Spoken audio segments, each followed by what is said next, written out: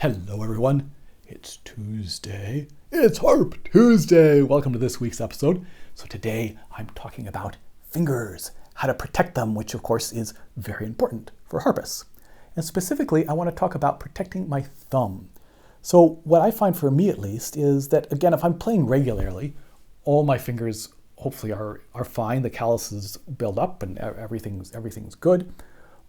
But with my thumb,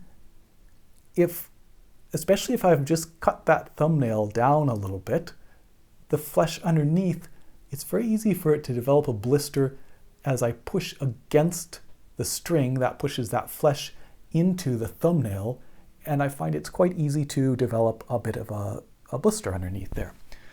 But I have a solution for that, which I think works really, really well. And that involves climbing tape, which is fantastic for our purposes here. Because it's sticky, it doesn't really stretch. Let's see if you can see that. Yeah, it doesn't really stretch. It's quite a solid, non-stretchy thing, which is exactly what we're looking for. And nice kind of a cloth finish, and it's perfect. You can find it probably at any sort of outdoor store near you or online, quite inexpensive. And the only other thing I would recommend is getting a nice sharp pair of scissors, because it can be a bit tricky to cut. I was using a dull pair of scissors for the longest time, and it was a bit frustrating. So a good pair of scissors makes a huge difference. So let me show you how I use it. Okay, so I have some climbing tape here and a nice pair of scissors, which I think is important because it's actually can be a bit tricky to cut this with a dull pair of scissors. So I was happy to upgrade my scissor game recently.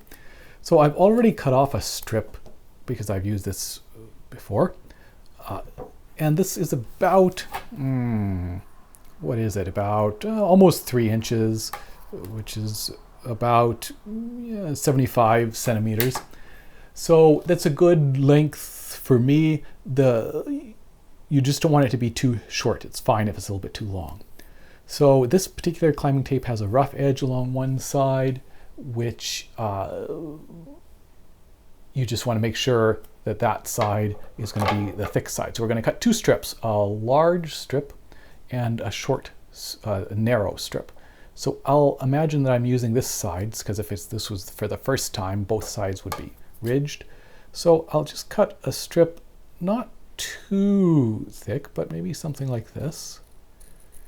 And again, these are some nice scissors that do an easy job of cutting that.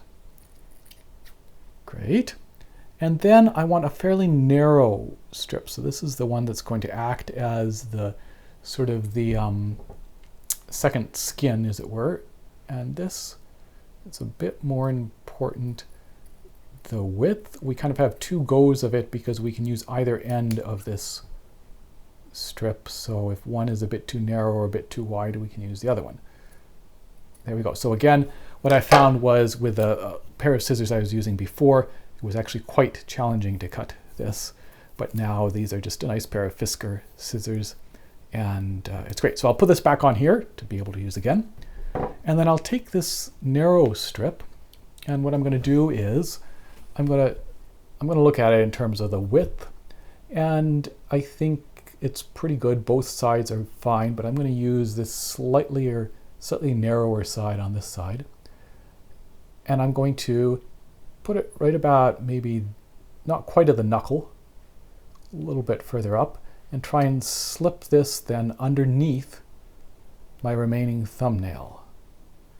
So I'll push that in under there, push this down here, and fairly tight, right? Because I can be fairly strong with that, and you can see, yeah, this is a little bit too long, but that's okay because we can cut this side off.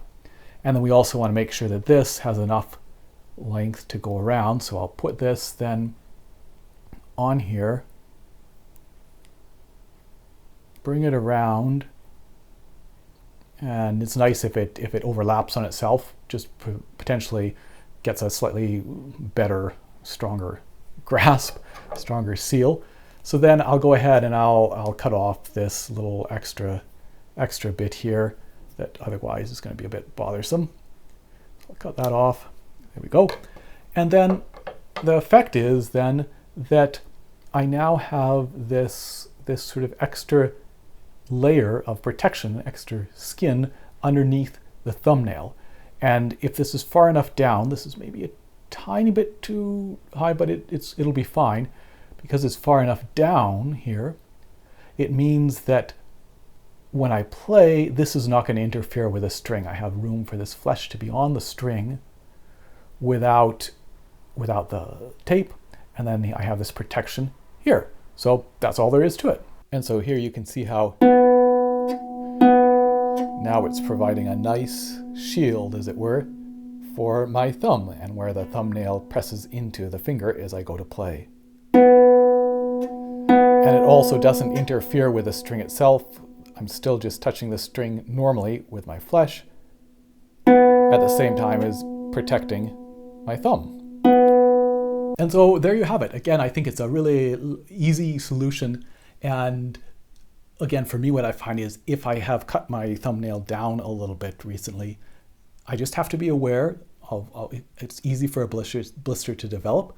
And so if I think, oh, I'm feeling that it's a bit tender, I'll just tape my finger up like that. So easy to do. And again, I don't know for you, everyone's skin is going to be a little bit different, but hopefully this is potentially useful for you. I don't know that this could work for any other finger. I mean, you could try it if you find that you're developing a blister where the fingernail touches the skin, but I find for me, it's perfect for the thumb. So hope that was useful, and I will see you next time for another episode of Harp Tuesday. Cheers.